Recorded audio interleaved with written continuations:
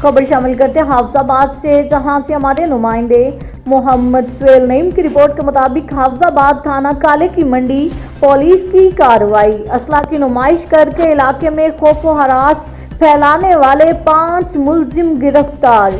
हाफिजाबाद थाना काले की मंडी के इंचार्ज SHO हाफिज अहमद जमाल ने अपनी टीम के हमरा कार्रवाई करते हुए 5 अफराद को गिरफ्तार कर लिया।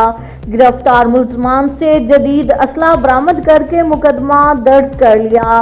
बरामद होने वाले असला में 2 अदद राइफलें, 16 मैगजीनें और 460 गोलियां शामिल हैं। गिरफ्तार मुलजमान में उल्फत रियाज, तनवीर सादिक और कैसर शामिल हैं। गिरफ्तार मुलजमान से मजीद तफ्तीश जारी है। DPO हाफिजाबाद डॉक्टर रिजवान अहमद का कहना है कि असला की नुमाइश नाकाबिले माफी जुर्म है। ऐसे अनासिर के खिलाफ सख्त कार्रवाई अमल में लाई जाएगी।